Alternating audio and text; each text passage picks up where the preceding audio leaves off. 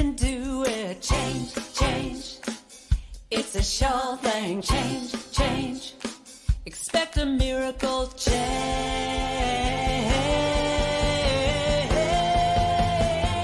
Watch me change when you change the way you look at things. The things you look at change.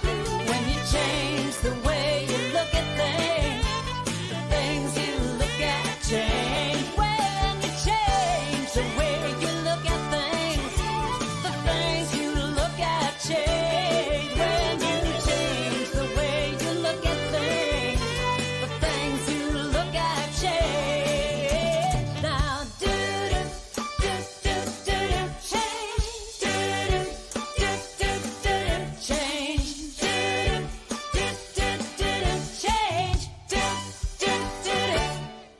The views and opinions of our guest and hosts do not necessarily reflect those of New Thought Media Network, or any organization we may be affiliated with. Here at New Thought Media Network, we welcome freedom of speech and courageous conversations. There are many topics that can be difficult to navigate. Challenging the status quo and engaging in lively debate is important to expanding our understanding of one another, and life in general. Creating a peaceful world doesn't happen because no one disagrees, it happens from a willingness to understanding one another. In our programming, we strive to expand consciousness and assist people in creating remarkable lives. Your comments are welcome at info@ntmedia.org.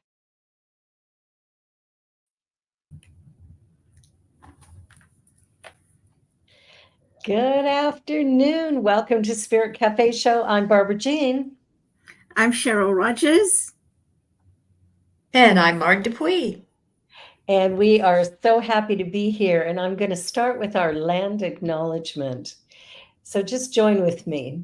We are standing on the original land that is now known as Toronto, and we stand with reverence, committed to the sharing of this land. We acknowledge the genocide committed here, and we choose to courageously move along a new path, creating reconciliation.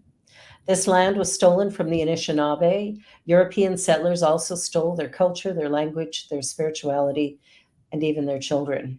So today, Toronto is covered under Treaty Number 13 and the Williams Treaties. It is the traditional territory of many First Peoples, including the Mississaugas of the Credit, the Anishinaabe, the Chippewa, the Haudenosaunee, and the Wendat peoples. And still today, the First People are struggling to be seen and heard. Colonization has created a system of destruction to our First People and to people forcibly brought here through the transatlantic slave trade and slavery. Toronto was built on stolen land with stolen labor of Black, Indigenous, and racialized people. In our desire for reconciliation, we honor the Dish with One Spoon Wampum Treaty and agree to peaceably share and care for this land and her people. We're committed to the active dismantling of the colonial system, and we are committed to the dismantling of all forms of racism. I invite you to just take a moment to acknowledge your personal commitment to the land that you are on and the path you choose to walk forward. Miigwech. Miigwech. And it is my honor and privilege to introduce our guest today, Reverend Dr. Martha Creek, who likes to go by Precious. So we're going to call her Precious or Martha, and she's dearly precious. Martha, we didn't let you introduce yourself, not because we were ignoring you, but because we wanted to introduce you with a bio and let people know how wonderful you are, that you are in New Thought, and your trainings approach deep inner work as an adventure with a sense of curiosity and wonder. And I'll speak to that a little bit later because I've just come off one of those. You're a master of the art of right questioning. And sometimes I do want to tell you where to go with that. She calls forth the most stubborn and self-defeating patterns to create a new way of being, literally. She's ordained in religious science, divine science, and has served as Great Lakes Unity Consultant. Martha is a member of the Unity Institute faculty. She's attended Emerson Theological Seminary and the Byron Katie School of the Work. Hoffman Institute. She is a healthy congregations facilitator and trainer. And we are just so blessed to have you, not for the first time, not for the last time, but for today. And we're grateful. Welcome, Martha. Thank you, Cheryl, Barbara Jean, Marg. It's wonderful to be with you again. I look forward to these. I'm honored to be asked to join in your Spirit Cafe and to be here today and to bring forward any inquiry or questions you don't want to answer again. These questions that kind of pry open some of our precious, sealed away, put away, regressed, denied parts of ourselves, and to see what's possible. So it's a high privilege for me to serve in this way and to serve with y'all, which is a fulfillment of my own calling, which is to serve those who serve. And I devote this time to that, and I know I learned something from it. No exceptions. Every time two or more are gathered like this, there is great insights, new understandings, and infinite possibility that is most often more than glimmered. That there's a potential that is unlocked, that is expanded here. And that's so true. Unlocked, expanded, didn't even know they were there. And that's talking from experience. So we were in a gathering together just by coincidence on Monday, Martha, Barbara, and myself. And they were sharing experiences that Barbara went through recently. And Martha shared she could relate, and she had some also unexpected experiences in the same country. And so we thought, well, let's have that conversation. Martha said it's a good conversation for a show one day, and we so happen to be having her on the show today. So why not? The gifts of the unexpected. Well, I was so inspired. Barbara Jean, do you want to start, honey? Because I don't want to share your experience, but if you want to speak about your own direct experience, I'll absolutely share how I was moved by it and what I related to and what Cheryl's referencing. Awesome. Thank you. When I went to Kenya, because I went to Kenya for the CSL conference, and I ended up missing the conference altogether because I was diagnosed with bacterial pneumonia. And this was recent, right? This was recent. I just got back a couple of weeks ago. So when I went, I had these great plans to fly over the savannah in a hot air balloon while the animals are waking up in the morning, going to the conference and meeting all the people at CSL Kenya, and just a bunch of things that had been planned, and best laid plans, right? But here's what's great is I ended up going to the hospital 4 days after arriving by ambulance, and was diagnosed with pneumonia and given a bag full of drugs to take and then sent back to the hotel. But here's the unexpected blessing. I had the remarkable pleasure of getting to know the staff at the hotel and also our drivers. And they took such good care of me. The woman who was at the front desk gave me her cell phone number so that I could WhatsApp her and she could let me know, or, check on me. I could ask for anything I needed. There was no phones in the room, and I couldn't walk to the front desk because I couldn't breathe. So it was a case of her very generously saying, just WhatsApp me. And that girl is still WhatsApping me now, saying, hey, how you doing? And, it was great meeting you, and that sort of thing. The drivers as well, the woman who did my room, I got to know about their families, got to spend time with them, saw pictures of family. So I got to know the people that would normally serve us rather than the people I was traveling with. And I just felt so blessed because even in the hospital, the staff there were hilarious. The one doctor, when he saw my last name, he goes, I can't say that. And so he says, I'm going to call you, I can't remember exactly, something like Wanjuko. That's your Swahili name. And I went, okay, call me whatever you want. And he was just laughing and carrying on. So the whole experience I had was profoundly beautiful. And there was never a moment when I regretted it. resented it. Why me? None of that. I really felt blessed all the way around. So great experience, unexpected. And, one of my teachers, thank you, Barbara Jean, it's wonderful to relive it again, particularly imagining that I was in some of the same places, likely some of the same lodging and some of the same plans for safari and all of that. And one of my teachers, Byron Katie, says it as this, like, no, it didn't turn out like I expected. It was perfect instead. Exactly. That's how I would call it. But it's one thing to say that. It's another thing to experience it. It's true. It's not a bypass. It's not a spiritual bypassing of, oh, it was wonderful. It was wonderful. It was wonderful. Oh, it was filled with blessings.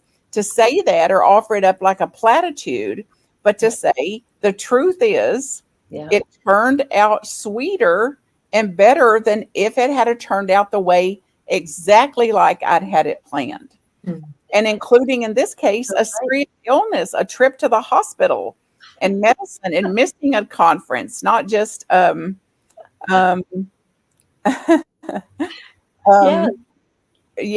just an inconvenience or a hangnail or something like that. Because we're talking like this was absolutely taken down. So I was very sick. Like even walking from my bed to the bathroom, which is a couple of feet, I would be trying to catch my breath. So it was, but what I found really cool, because I think the reason everybody around me was so supportive is because I was so happy. And I'm having a good time and they're worried about me, but they're joining in and having a good time as well.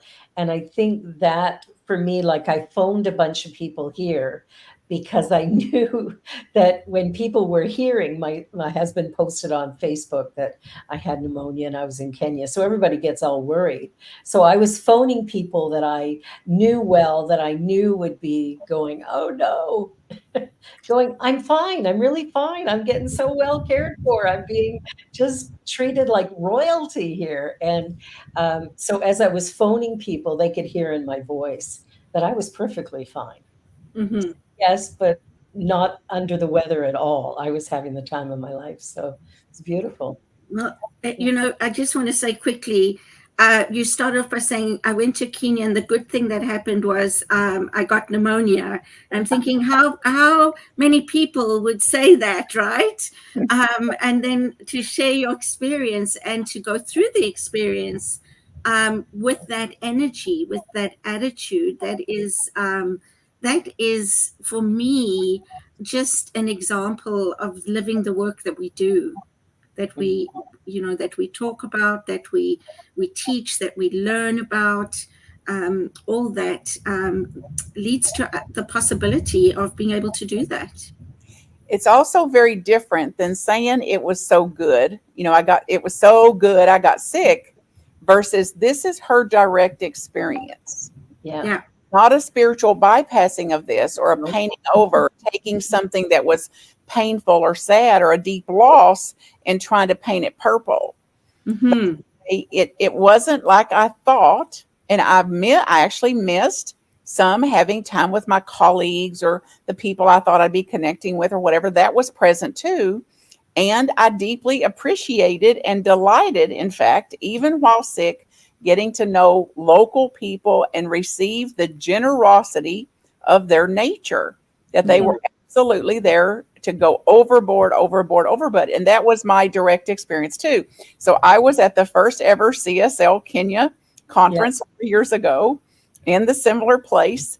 And I was excited to go, honored to be asked. It was my birthday. So I had a congregation in tow with me to go and really live it up there. And we were in these airports in Amsterdam and Paris, wherever our travel took us, and everybody in the airport was wearing a mask and on these airplanes. And I don't watch news.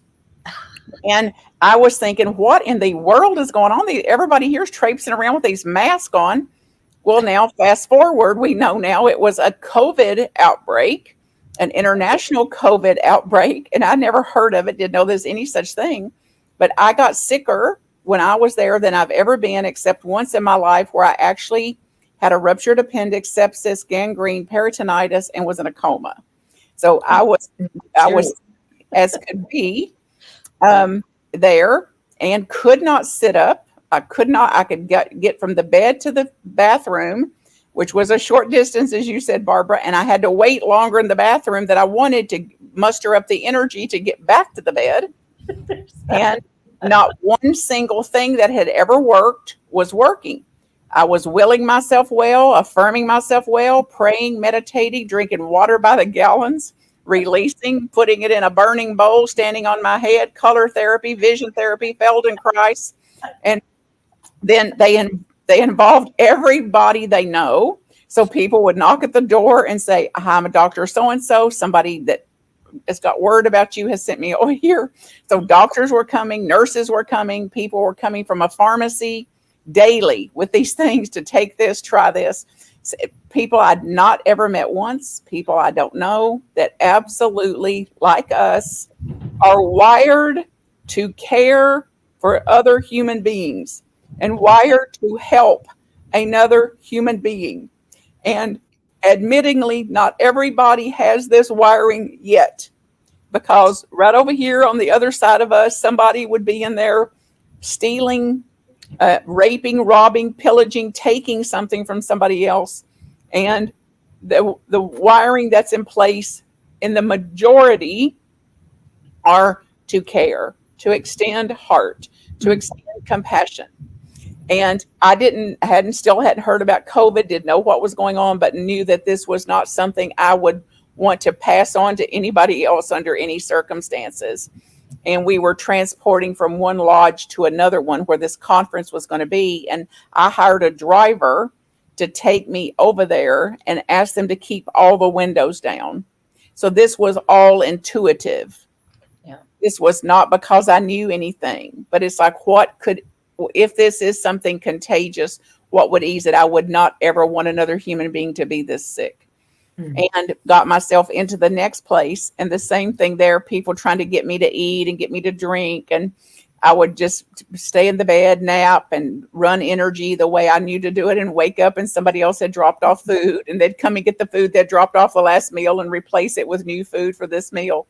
So that went on for days. And I said, when it came time to present, I was one of the keynote presenters, that if I could sit up, this was days into it by now, and that if I could sit up for 30 minutes, I would know that that's a sign that I can actually present. And I was able to do it. And I was able to walk to the next building, presented, and sweat. It was pouring off of me like in buckets. I was drenched, all the clothing, not just the underclothes, but all the clothes were drenched.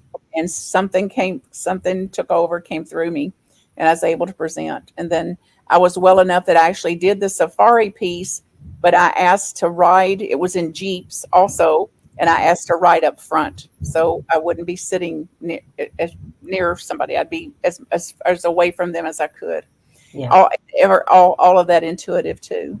But many, many blessings, and including the woman that drove me over there that stayed in touch with me too. And I told her on the very last day, which was right at my birthday, we went in late in January, and then they said that they had been missing pizza, and what would Martha want if she could eat something and really enjoy it? And it was pizza. And you want to know that there at that last hotel, that last conference center hotel we stayed, somebody drove up on a motorcycle with something like one of those franchise Domino's pizzas or something like that, to give this to Martha for her birthday.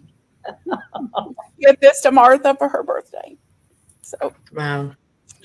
The people of Kenya have so little and are so generous and so kind and so joyful.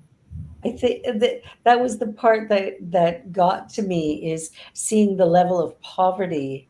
But then everywhere I went, the people were smiling, and they just gave and gave and gave and gave. It was so beautiful to, yeah, it was just beautiful. And it made me think, we have so much and we gripe and complain and bitch all the time. Yep. So do we really have that much?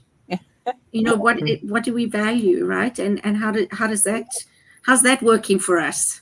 It's not Yeah. Well, working it's for. the Yeah. basis of Mother Teresa's teachings, like you think we're in poverty, and it's like you don't know what poverty is, and you're the ones that are actually in poverty. So in this country, India, she was referring to that we have a banana and we'll divide it. We'll share one banana with 2 or 3 people. She led a nation off of potatoes by asking children, young children, grade school level children, to figure out how to feed people, and they cut their potato in half to give half of it over, and you are with stalks of bananas, and it doesn't occur to you to offer one to somebody else. Wow. There's the poverty. There is the actual poverty. That's the poverty. Exactly right. Exactly right. I think Martha, I have to speak to something that yeah, I'm Mark. witnessing right now, and that was from Barbara and from Martha. One of the lines that I've heard you say, Martha, when we've exchanged in workshops, etc., and I'm going to paraphrase because I can't say it exactly. And you'll go something, and oh yeah, tell your face. Or you say you're happy, you say you're whatever. Oh yeah, well, tell your face. What I'm witnessing here, Martha, in you and in Barbara, you are a very passionate woman. You say you care about other people, and that your heart is there. Your face is expressing your heart, your truth. And you too, Barbara, you said you were happy, joyful, whatever, appreciative of your experience. And I'm sure there was times that both of you, with the COVID and the pneumonia, there was like, oh crap, this is happening to me. And you were able to see the gifts that were given to you. And Barbara, I could see it, the joy in your face. So thank you for sharing the joy and your passion, Martha. So I just had to bring that forward, what I was witnessing in the two of you Thank right now. Mark. That's wonderful to be witnessed in it. And what I generally mean was my own addressing of how many years, decades even, that I went around with, how are you, Martha? Fine, fine, fine, fine, fine.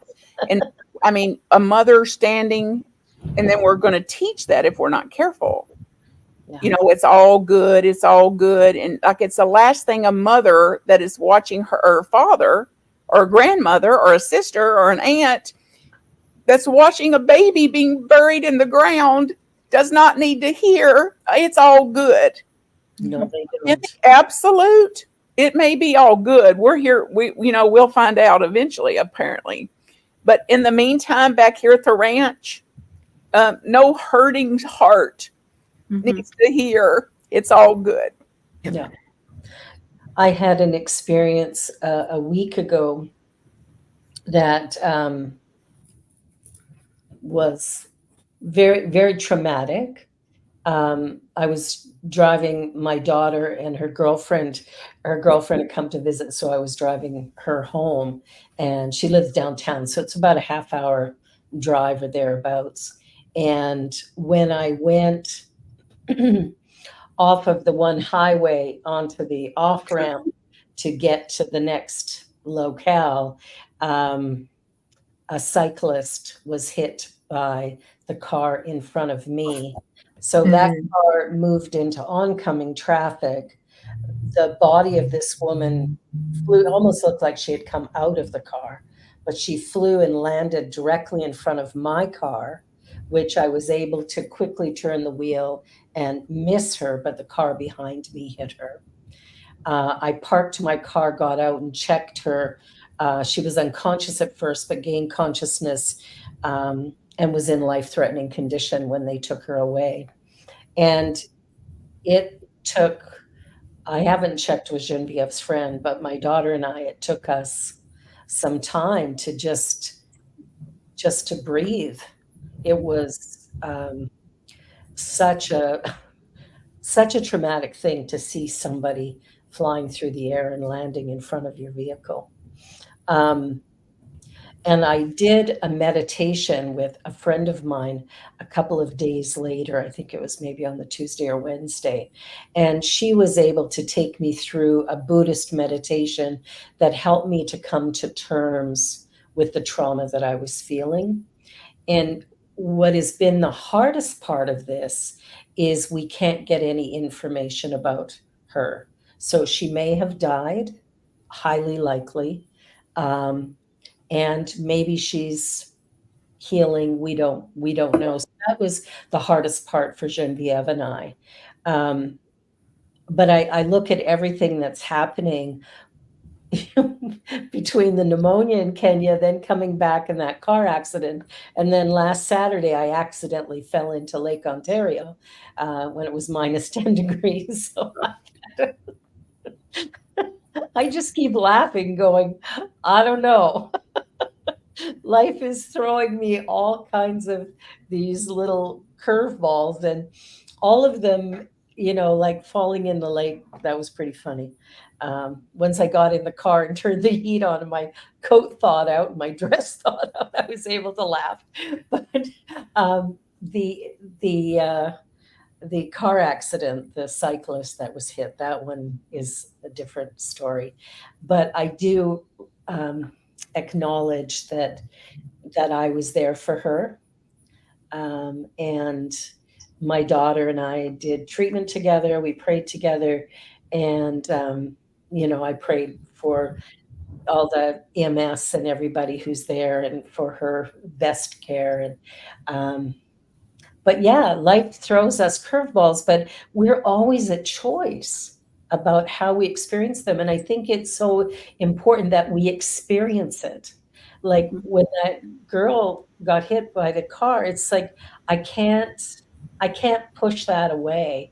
What I was feeling, and what my daughter was feeling. And so we just kind of hung on to each other, process through it. But I think, you mentioned the idea of spiritual bypass. And I think that's something that often happens in our teaching, because it's like, oh, I have to think a positive thought.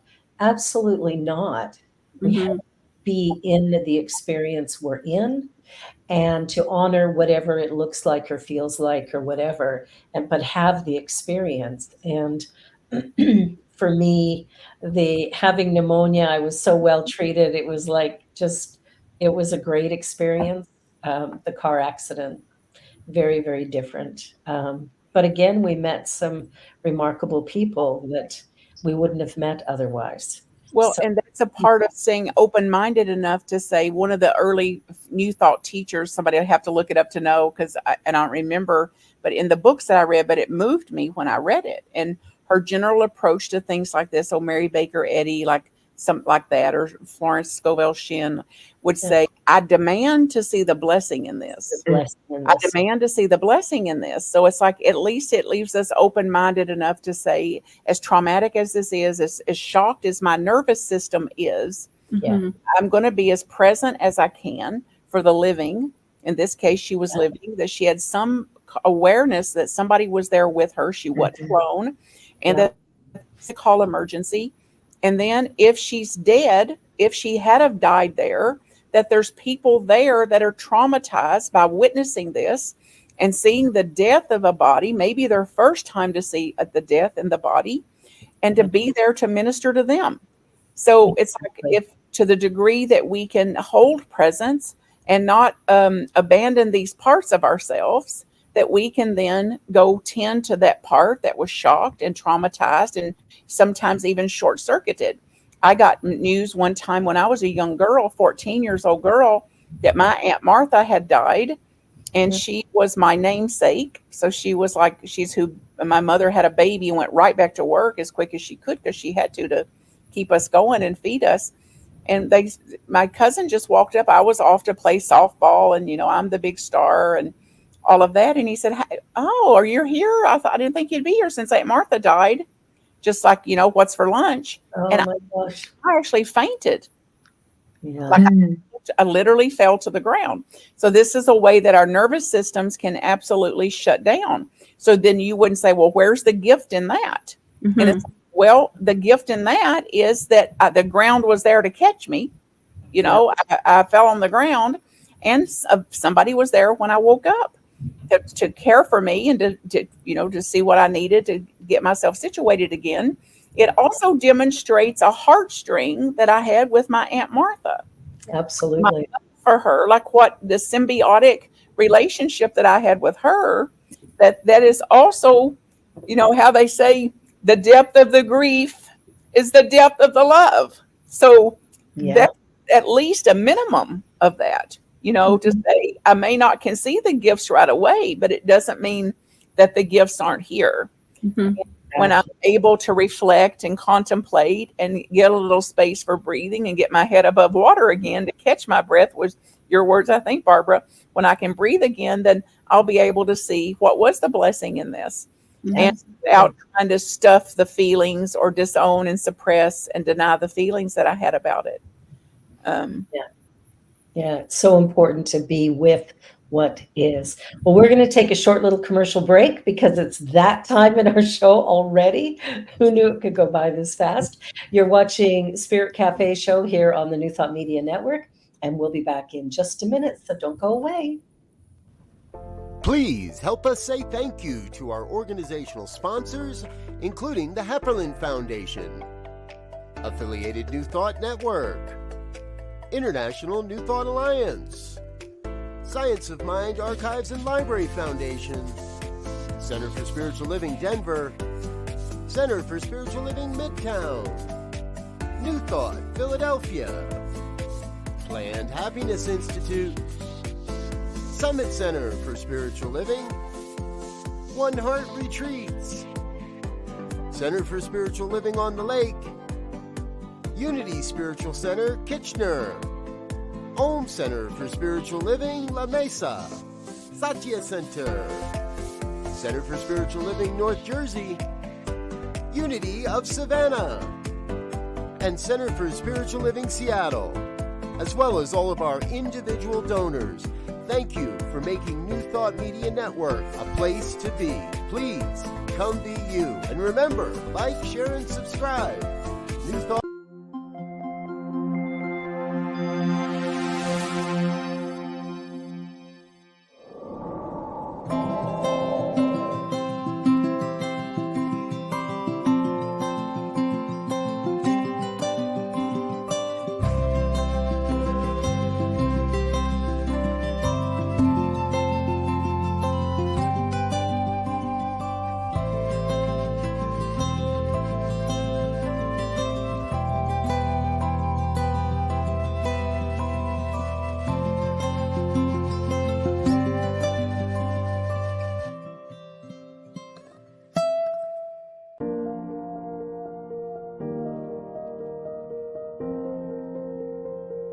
It was a treat.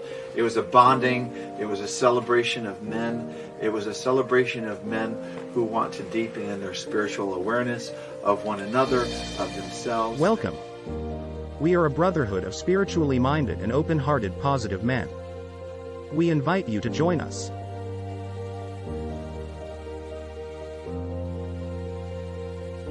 And I came in knowing one person, I left knowing all of the group. And I feel like I came in knowing meeting strangers, but knowing and leaving brothers.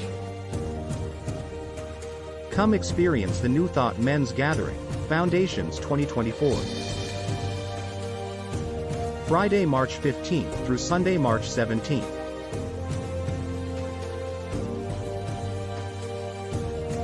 With Reverend Robert Brzezinski, Reverend Patrick Creelman, Reverend Eamon Duffy, and special guest musician Jamie Lula. In Vernonia, Oregon, at Camp Cedar Ridge.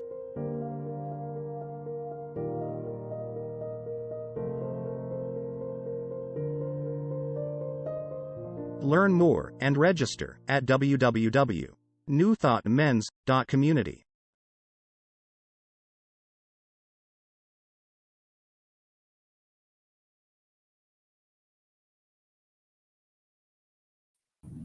Welcome back.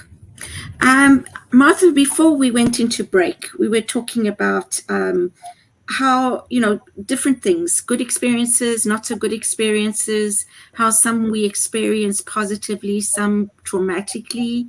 And you mentioned how, the need to tend to parts of ourselves. And having just done a 3-day retreat, which I would not call a retreat, but some do, with you, I would say that's intensive, deep work.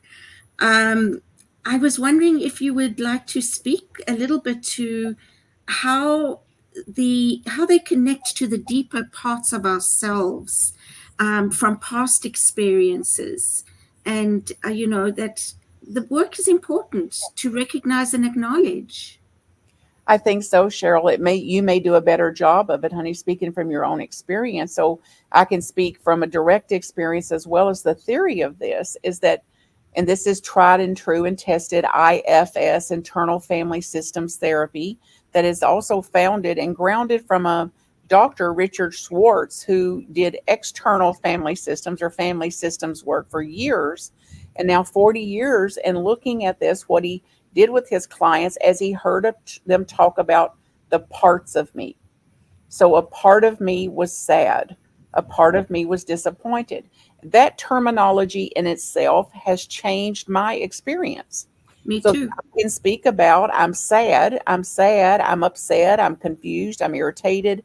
And to say a part of me is irritated, a part of me is sad, has shifted everything for me. And it's more actual. That's what's true. It's not all of me that's sad.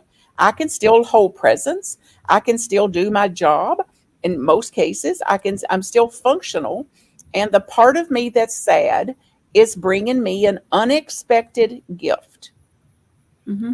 But a sad part of me that's not been tended to, acknowledged, cared for, nurtured, healed, reconciled, aligned, atoned, whatever you want to call it, is waiting for us to come back to it.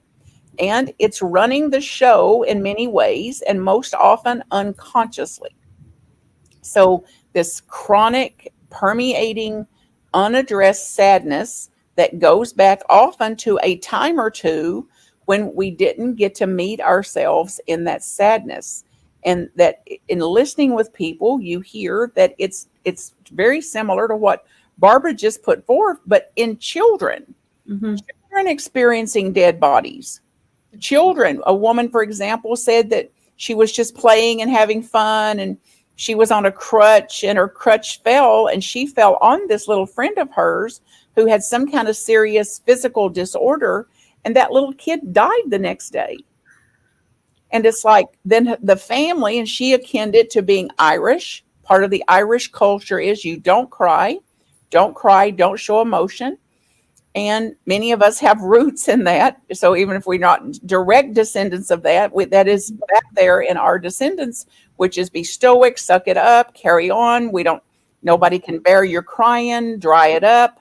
We stay strong. And and now somebody this week said to her, you have such a sad life. And she was infuriated by that. Mm-hmm. Offended, like, how dare you? How dare you? There's nothing about me sad. Look at me. Look how joyous I am. Look how happy I am. Mm-hmm.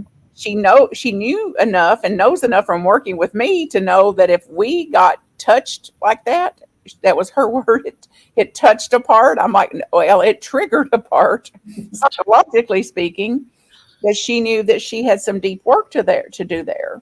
So then she was able to go back and look at what happened to her as a little kid, and what naturally a little kid would do to shut that down.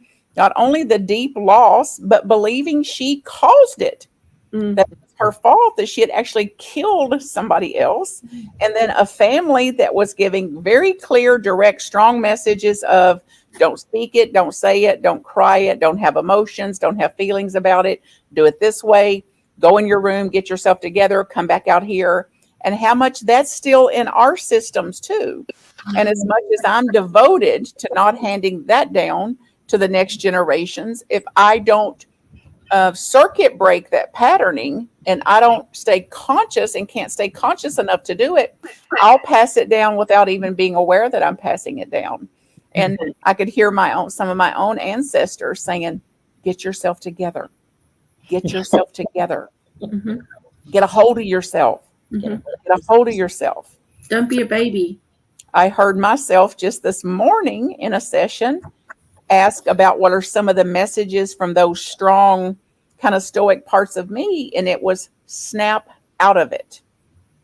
Now, right over here on my altar is a little ceramic doll somebody gave me because I said it so much, and it was cute back then when I was trying to be clever with just snap out of it, just snap out of it.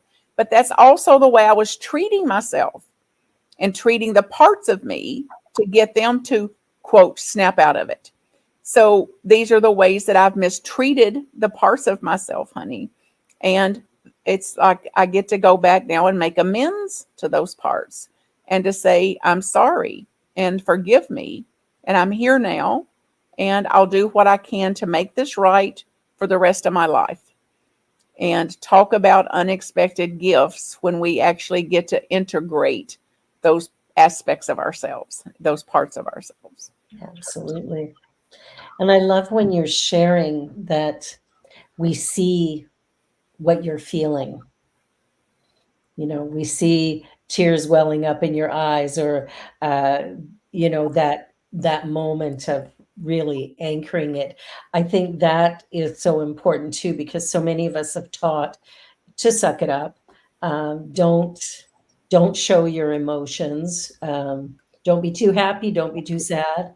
Um, I remember even when Genevieve was in school not so long ago, probably grade 4 or 5, a teacher taking her aside saying, "Don't cry, you'll upset the other kids." So I went to the school and went, "You don't get to tell my child that ever. Like, she gets to cry if she wants to. And if you want to invite her to, you know, come with you and go sit in the office, that's okay, but don't tell her she can't cry." And I think that's messaging that's damaged a lot of men, but we get it as well as women. You know, don't get angry because that's aggressive, right? Like, there's all these weird standards. So Don't break down. I cried. Oh, I broke down and cried. Well, yeah, no. somehow crying is a weakness. Hmm. Well, and even terms like one of the women on the group that Cheryl's talking about kept saying, I lost my blank. I lost it. I lost it. And it's Yeah. like, that's how we've learned to speak about having any emotion, regardless of what it is. I'll cry if I want to. Thanks, Julia. Yeah, go for it. As far as I'm concerned, if we ain't crying, we ain't listening. So I agree. good for you. That's So beautiful. these parts are varied and they range from little exiled parts of ourselves that were left behind, suppressed, disowned, denied that they're there because we had to disassociate. We had to do something to cope and to navigate the winds that we were in. And in a place where what we were feeling or experiencing didn't have a place, it was not welcome. It couldn't be met with some understanding or some compassion. And we can do that now. We're equipped for that. So, you know, the Course in Miracles speaks about it's not a question if you'll do this work. It's just a matter of when. When? I want to be, I don't know, proactive about it. Like I feel like it's my way of making up restoration for the harm that I've been party to, that denied, suppressed, depressed, disowned, spiritually bypassed, pretended, faked it, so many things, and to see even the innocence in that, not to judge that and make that wrong, but to see that that's the only way that I was able, the only way I was capable of being with that at the time. And it's not true today. I have different resources and inner resources, and as well as a sincere devotion to integrate instead of disintegrate. Absolutely. One of the things that came up for me that I realized is how certain behaviors that I have always felt were okay are actually in response to something, a part of me that I didn't even realize was there. Yeah. And so recognizing that, hang on a sec, maybe that behavior is not okay. Mm. Right? So it's these habits that we form in our way of thinking and our behavior that seem to us as our normal, and then recognizing that really it's a response to the conditioning that's deeper in us. Yeah, which is often a trauma response, Annie. Yeah. A response that's founded in some initial trauma. Right. Mm. I'm just thinking of the TED Talk that our spirit group saw today, and the woman was a certain shade of black. She talks about shadeism. I had never heard of that before. And I'm not going to talk about her talk, which was amazing, but she said something that was, I think, marrying with this show. What default preference do you fall into? And it sounds like that's what we're talking. What default do I Yes. think about? Like what is my response based on my upbringing, what I brought myself up to thinking? Where do I go with it and respond from that place? Mm-hmm. And we're responding primarily unconsciously based on our patterning Mhm. or based on what we've been taught. And that we then are not even aware of our biases. We're not aware that we are holding an attitude about something, or that we just treated somebody the way we did, or something because of our already drawn conclusions. So in the beginning, there was the conclusions. That means that all of that is still waiting to be questioned. And our just BS, right? what our was the, our BS. yes, BS. Mhm. yes, Belief systems, which absolutely. we think, which we strongly believe at the time. And we're not even aware of what we're believing. Yeah. We actually don't know what we believe without taking time for contemplation to think about this and to see, what do I actually believe about this, and what do I think about it versus what I claim to think about it, or what I want other people to think that I think about it, which is very different than what I actually think with this personas that we're trying to keep up. And looking at how eventually we can't, they won't hold anymore. And there's so many things about these unexpected gifts. I just, including this, what you're referring to, Mark, here, that I just watched a movie, and in the newsletter, if people want that, they can just go over to marthacreek.com and sign up. It's free, and it's got resources of movies that I've watched that changed my life. And one of them this month that I put in this the March 1 newsletter coming out is a movie called Passing. And it is a movie that takes a nuanced look at two women's navigations of race in a society of demands. And part of the nature of it is, one was white enough, she was a shade white enough that she could pass as white. And it distinctly into looking at the risk that she took and the tremendous sacrifice that she took to get what she thought she wanted, and to find out it wasn't what she actually wanted, and that she couldn't deny what was in her bones and blood, basically. Wow. So the unexpected gift of trying it, testing it. I've got to test to see, is this what I really want? Or is this what I think I want based on what societal standards have set up, when it was absolutely an abandonment of my truer self, which had rather have had what being black got me than what pretending to be white got me. And anybody with a conscience can understand why you could believe that being white would be easier. Absolutely. But anytime we pretend, of course, we're denying our authentic self, which ultimately is going to hurt us down the road. We will feel the result of that. Yes, which is living in then a chronic abandonment of ourselves, a chronic state of self-denial and rejection, of worried about them rejecting us. I also just listened to Steve Jobs' commencement address at Stanford, and there's so much in it as an unexpected gift. So he was given up for adoption at birth, for example. Do you want to talk about unexpected gifts? Here's somebody given up for adoption. And yes, he saw it as a gift. These people actually loved me, wanted me. And his mother, in handing him over for adoption, made whoever adopted him swear they would make sure he went to college. And he did not want to go to college. He could not bear college.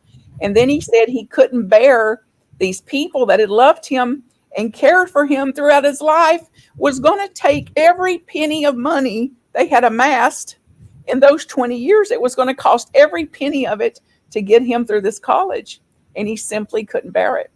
And then some of the things he did, so eventually he couldn't do it. So he just started studying for fun, basically.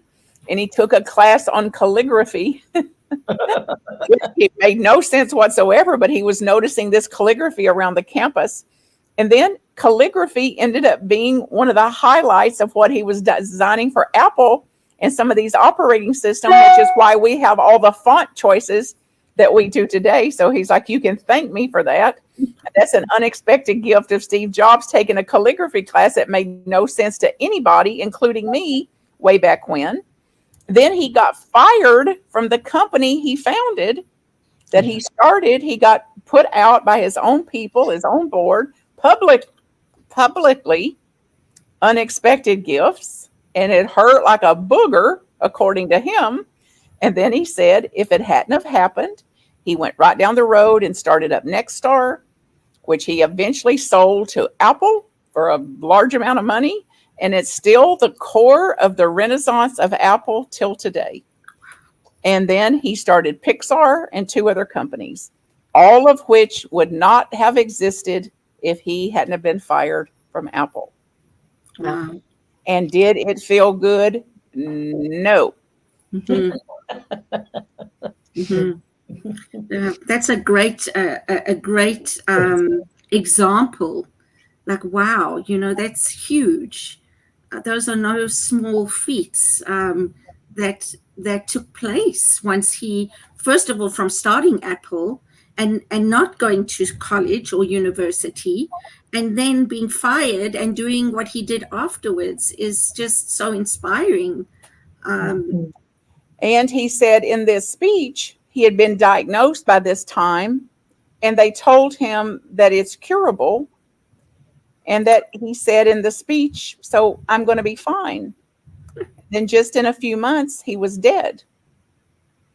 Wow. This is Barbara, that you said it about what life dishes out or life, offers up or whatever. And I've got to be careful, even hearing things like that not to hear that life's a punishing life or God's a punishing God or there's something after us or it's dishing us up or it's a jokester, it's trying to get us in its snares or whatever, versus no, life is doing what life promises life will do.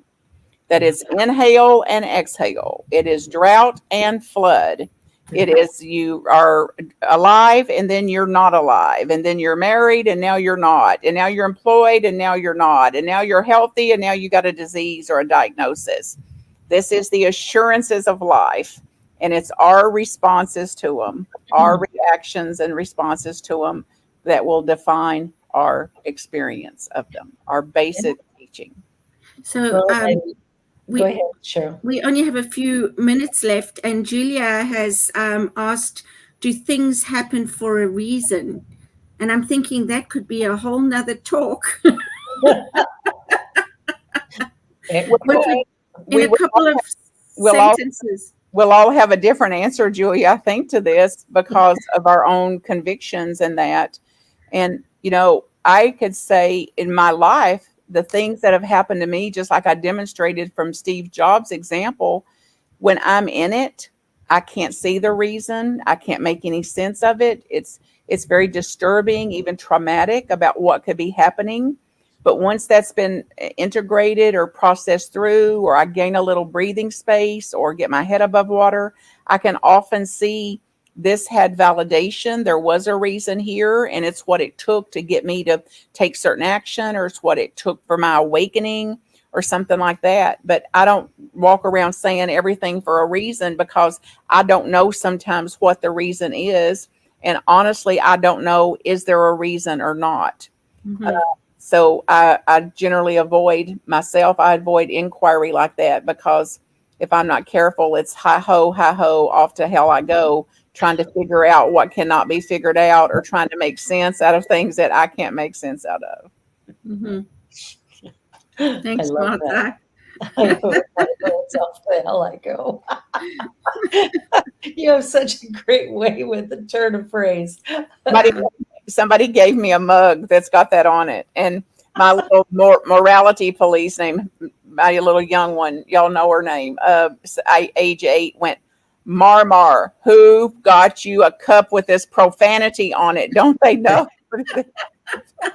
She's the language police. She's the profanity police. Oh, she's so sweet. But I just want to say, Julia, that's a great, great question. And really something, that, like Martha said, different people will come with different answers too. And it would be a good discussion for the future. So thank you for that. Mhm. Yeah, you could do a whole show around that one. Right. Sure. Right. Well, we've only got about 3.5 minutes left. Martha, what is one thing you'd like to say to our people watching that they could take away from this? One little nugget. You actually are precious, and your parts are precious. And don't believe me. Find out how true that is for yourself. Beautiful. I love that. Mark, what about you? A nugget I'll take away is just to breathe into the moment. And if I don't see the gift right now, tomorrow I might be able to see it. Beautiful. Cheryl? Yeah, beautiful. I liked what Martha had shared, that she read it somewhere a long time ago. I demand to see the gift in this. And so for me, that's something that would be good to remember in all circumstances, because sometimes I really I go down the road of not feeling or seeing any gift in what I'm experiencing. So that's a good nugget for me to keep in my pocket. I think that's a good nugget for all of us to remember, that somehow whatever's going on is moving me, whether it's away from something towards something, but that when we come into life, we know who we are. And I think everything that happens is trying to remind us of that, so we can remember who we are, so we can start living that beautiful, authentic life that we've all been gifted with. So, oh, what a joy this has been. Martha, thank you, thank you, thank you. You're so wise and so wonderful. And hi ho, it's off to hell I go. Not if I can catch it. Yep. It's like, oh, the allure. Oh, the allure.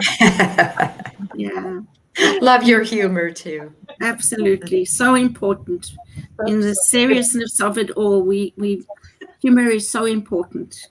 It is. Thank you all for being here, for making this possible, for your work, for all of you listening. Find your own holy moments, and know that there's a lot of resource for you here. So any way in the world you can be given an uplift for your life, find it. And when you find it, stay close to it. Absolutely. Beautiful. Well, thank you all for being here. Thank you for watching the show. Martha, you are a gift. Cheryl and Mark, love working with both of you. Love you, Barbara. Thank you. And we'll see you all next time. And be sure to like, share, and subscribe.